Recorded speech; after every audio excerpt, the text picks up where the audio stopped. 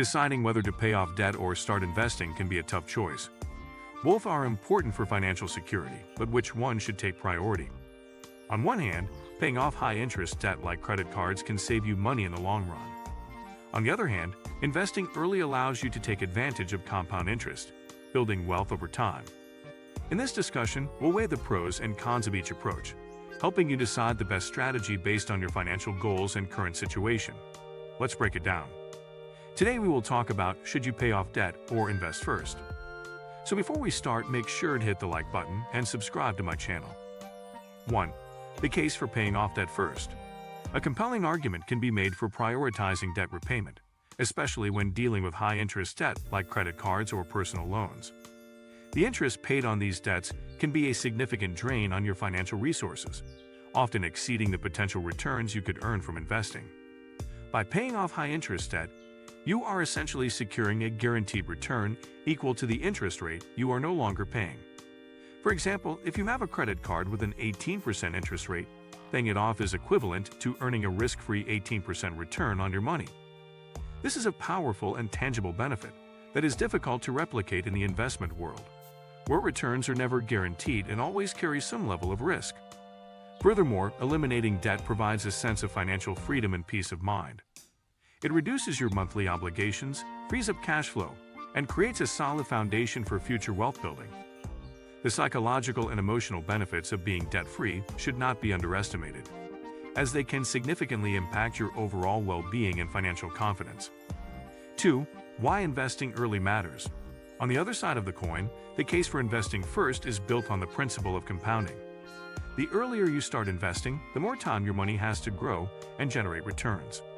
This phenomenon, often referred to as the eighth wonder of the world by Albert Einstein, allows your investment gains to generate their own returns, leading to exponential growth over time.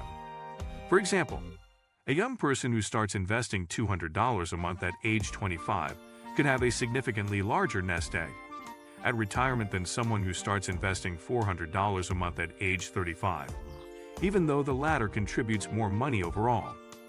This is because the early investor's money has an extra 10 years to compound.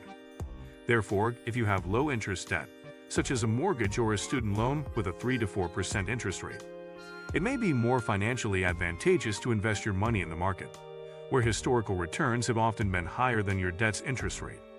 This approach, however, requires a certain level of discipline and risk tolerance, as market fluctuations can be unpredictable. 3. The critical calculation. The most crucial factor in this decision is a simple comparison of interest rates. You must compare the interest rate on your debt with the potential return on your investments. A good rule of thumb is to pay off any debt with an interest rate higher than what you can reasonably expect to earn from your investments.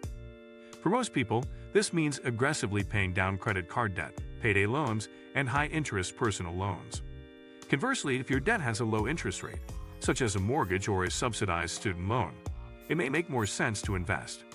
The historical average return of the S&P 500, a common benchmark for the stock market, is around 10% annually. If your debt has a 4% interest rate, you are effectively earning 4% by paying it off, while investing could potentially yield a 10% return. The difference, or the spread, is a key indicator of which path to take. However, it's important to remember that past performance is not a guarantee of future results, and market returns are not guaranteed. 4. The best of both worlds. For many individuals, the most effective approach is not an either/or decision, but a combination of both. A hybrid strategy allows you to reap the benefits of both debt repayment and investing. This could involve a balanced approach where you make minimum payments on all your debts, while simultaneously contributing a portion of your income to a retirement account, such as a 401k or an IRA. The key here is to find a balance that allows you to chip away at your debt, while still taking advantage of tax-advantaged investment vehicles and employer matching contributions. For example, if your employer offers a 401k match, you should contribute at least enough to get the full match, as this is essentially free money. After securing the match, you can then focus on aggressively paying down your high-interest debt.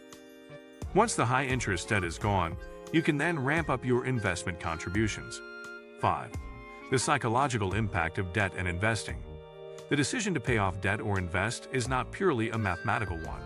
It also has a significant psychological component. For some people, the stress and anxiety associated with debt are overwhelming. The feeling of being in the red can be a constant source of worry, and the liberation that comes with being debt-free is a powerful motivator. In such cases, the psychological benefits of paying off debt may outweigh the potential financial gains from investing. The peace of mind that comes with a zero balance on a credit card or a paid-off student loan can be invaluable. On the other hand, some people are motivated by the idea of seeing their investments grow. The thrill of watching their portfolio increase in value can be a powerful driver for saving and investing more. Understanding your own psychological makeup and what motivates you is a crucial part of making the right decision for your personal financial journey. 6. Considering the different types of debt. Not all debt is created equal. The type of debt you have is a major factor in your decision-making process. High-interest, unsecured debt like credit card balances and personal loans should almost always be a top priority for repayment. The interest rates on these debts can be exorbitant, and the interest payments are often not tax-deductible. Conversely, low-interest, secured debt like a mortgage or a car loan is often more manageable. The interest on a mortgage is often tax-deductible, and the interest rate is typically much lower than that of a credit card. Student loans also fall into a unique category. The interest rates on these loans can vary widely, and there may be specific repayment programs or tax benefits associated with them. 7. The role of an emergency fund. Before you even begin to think about paying off debt or investing, you must have a solid emergency fund in place. An emergency fund is a stash of cash you keep in a high-yield savings account to cover unexpected expenses such as job loss, medical emergencies, or car repairs. A general rule of thumb is to have at least 3 to 6 months' worth of living expenses saved up.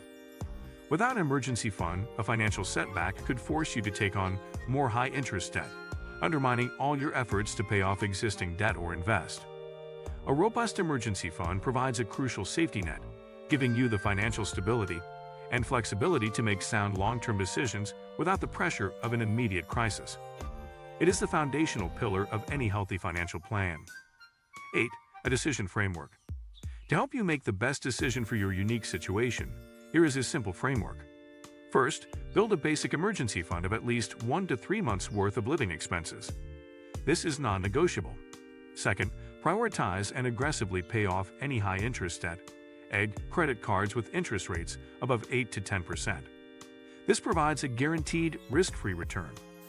Third, if your employer offers a 401 match, contribute at least enough to get the full match.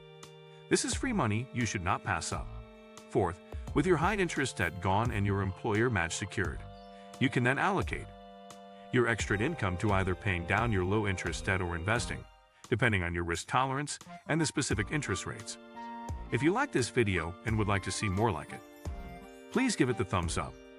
Leave a comment and click the button to subscribe.